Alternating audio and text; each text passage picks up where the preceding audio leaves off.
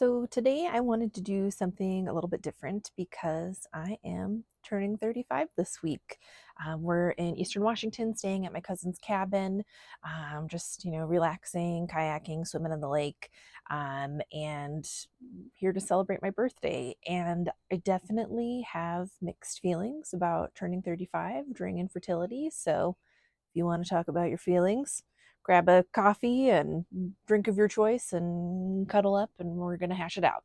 35 is that age where in maternal health we say that you're advanced maternal age, or if you want to go to maternal fetal medicine, they'll be extra rude and tell you you're having a geriatric pregnancy.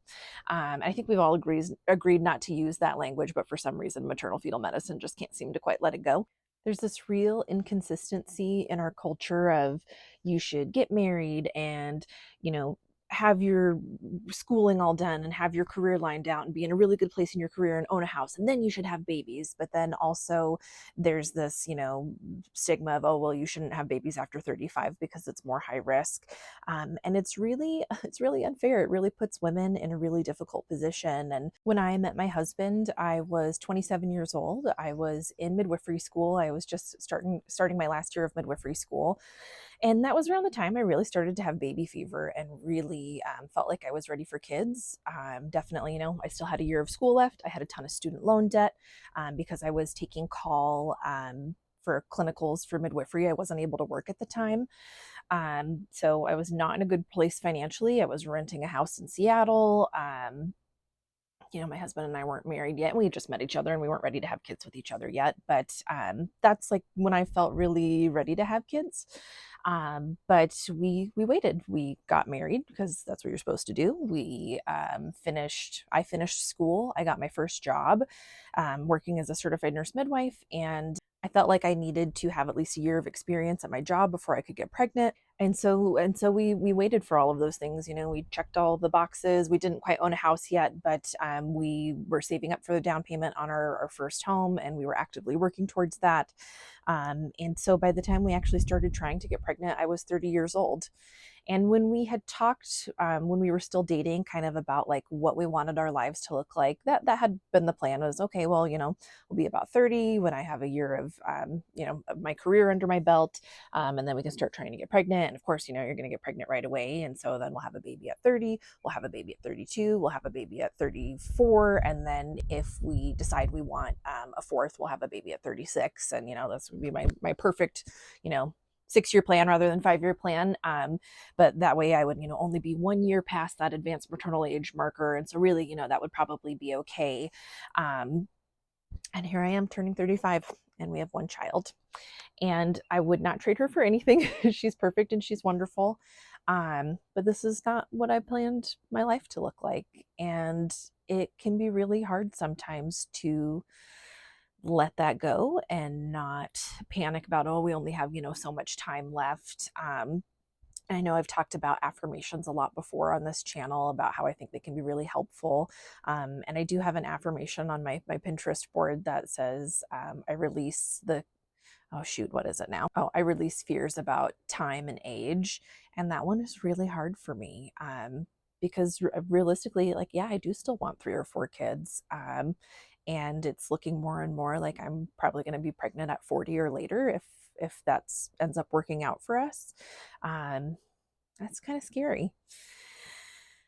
And I know I'm going to get a ton of judgment about it. I know a lot of people think women shouldn't have babies after 40.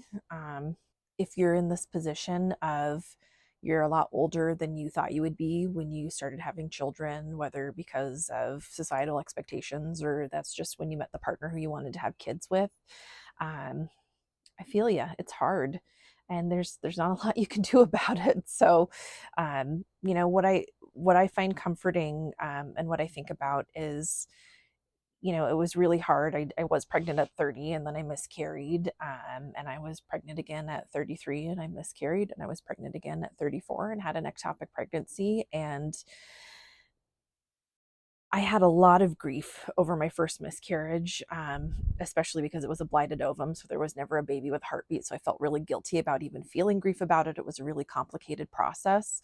But it was really awful. And I I really struggled with that for the whole year that it took for us to get pregnant with my daughter. And I started to feel guilty at the end of my pregnancy with my daughter one day because I realized I hadn't thought about the miscarriage in a while. And, you know, it's really hard to put this stuff into words. Um, but once I had my daughter and, got the joy of being her mom and got to know her and love her, I know that I would go through anything to have her. And if I had had that first baby, if I hadn't miscarried, I wouldn't have my daughter. And it is this weird, yeah, I felt grief about it. And my daughter can't replace the baby that I lost, but it does make everything okay. Um, you know, she wouldn't be here if that pregnancy had succeeded. And I, have mentioned before, I feel like with each pregnancy loss, it's actually gotten a little bit easier. But I know that if my second miscarriage hadn't been a loss, and if I hadn't had the ectopic pregnancy, whatever baby that I am able to have through IVF wouldn't have been here. And I think there's going to be a lot of healing with my next pregnancy. Um, and I just have faith that however my family turns out, whatever size it is, whatever babies I have, I'm going to be so in love with those babies, like I'm already totally in love with my daughter, that it's going to be okay.